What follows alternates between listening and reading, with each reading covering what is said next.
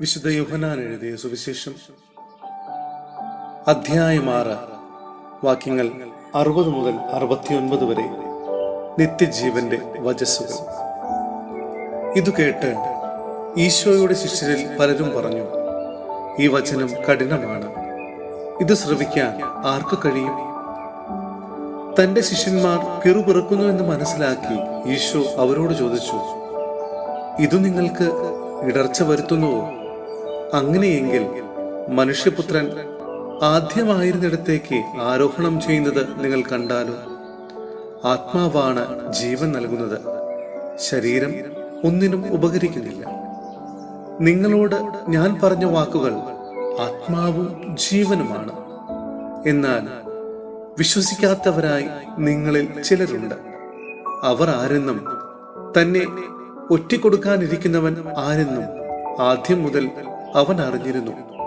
അവൻ പറഞ്ഞു, ഇതുകൊണ്ടാണ് പിതാവിൽ നിന്ന് നൽകപ്പെടുന്നവനല്ലാതെ എന്റെ അടുക്കിലേക്ക് വരാൻ ആർക്കും സാധിക്കുകയില്ല എന്നു ഞാൻ നിങ്ങളോട് പറഞ്ഞത്. ഇതിനുശേഷം അവന്റെ ശിഷ്യന്മാരിൽ ഏറെ പേർ അവനെ വിട്ടുപോയി. അവർ പിന്നീട് ഒരിക്കലും അവന്റെ കൂടെ നടന്നില്ല. അപ്പോൾ ഈശോ 12 പേരോടുമായി ചോദിച്ചു, നിങ്ങളും വിട്ടുപോകാൻ ആഗ്രഹിക്കുന്നില്ലേ? ശിമിയോൻ പത്രോസ് മറുപടി പറഞ്ഞു, കർത്താവേ, ഞങ്ങൾ ആരുടെ അടുത്തേക്ക് പോകും? നിത്യജീവന്റെ വചനങ്ങൾ നിന്റെ പക്കലുണ്ട്. നീയാണ് ദൈവത്തിന്റെ പരിശുദ്ധനെന്ന് ഞങ്ങൾ വിശ്വസിക്കുകയും അറിയുകയും ചെയ്തിരിക്കുന്നു. സഹോദരരെ, വിശുദ്ധ പൗലോസ് ശ്ലീഹ റോമായ സഭയ്ക്ക് എഴുതിയ ലേഖനം അധ്യായം 10 വാക്യങ്ങൾ 1 മുതൽ 13 വരെ. വിശ്വസിക്കുന്നവനെ രക്ഷ. സഹോദരരെ, എന്റെ ഹൃദയപൂർവകമായ ആഗ്രഹവും ഇസ്രായേലിനു വേണ്ടി ദൈവത്തോടുള്ള എന്റെ പ്രാർത്ഥനയും അവർ രക്ഷിക്കപ്പെടണമെന്നതാണ്. അവർക്ക് ദൈവത്തെക്കുറിച്ച് തീക്ഷ്ണതയുണ്ടെന്ന് ഞാൻ സാക്ഷ്യപ്പെടുത്തുന്നു.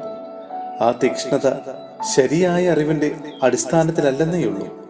എന്നാൽ ദൈവത്തിന്റെ നീതിയെക്കുറിച്ച് അവർ അജ്ഞരാകൊണ്ടും തങ്ങളുടെ തന്നെ നീതി സ്ഥാപിക്കാൻ വ്യഗ്രത കാണിക്കുന്നത് കൊണ്ടും ദൈവനീതിക്ക് അവർ കീഴ്വഴങ്ങിയില്ല. വിശ്വസിക്കുന്ന ഏതൊരുവനും നീതീകരിക്കപ്പെടുന്നതിന് ക്രിസ്തു നിയമത്തെ പൂർത്തീകരിച്ചിരിക്കുന്നു. എല്ലാവർക്കും രക്ഷ. നിയമാധിഷ്ഠിതമായ നീതി പ്രവർത്തിക്കുന്നവർക്ക് അതുമൂലം ജീവൻ ലഭിക്കുമെന്ന് മോശെ എഴുതുന്നു. വിശ്വാസാധിഷ്ഠിതമായ നീതിയാകട്ടെ ഇങ്ങനെ പറയുന്നു, ക്രിസ്തുവിനെ താഴേക്ക് കൊണ്ടുവരാൻ സ്വർഗത്തിലേക്ക് ആര് കയറുമെന്ന് നീ ഹൃദയത്തിൽ പറയരുത്. അഥവാ ക്രിസ്തുവിനെ മരിച്ചവരിൽ നിന്ന് ഉയർത്താൻ പാതാളത്തിലേക്ക് ആര് ഇറങ്ങുമെന്നും പറയരുത്. എന്നാൽ പിന്നെ എന്താണ് പറയുന്നത്? വചനം നിനക്ക് സമീപസ്ഥമാണ്, നിന്റെ അധരത്തിലും നിന്റെ ഹൃദയത്തിലും അതുണ്ട്. ഞങ്ങൾ പ്രസംഗിക്കുന്ന വിശ്വാസത്തിന്റെ വചനം തന്നെ. ആകയാൽ യേശു കർത്താവാണ് എന്ന് അധരം കൊണ്ട് ഏറ്റുപറയുകയും ദൈവം അവനെ മരിച്ചവരിൽ നിന്ന് ഉയർപ്പിച്ചു എന്ന് ഹൃദയത്തിൽ വിശ്വസിക്കുകയും ചെയ്താൽ നീ രക്ഷ പ്രാപിക്കും.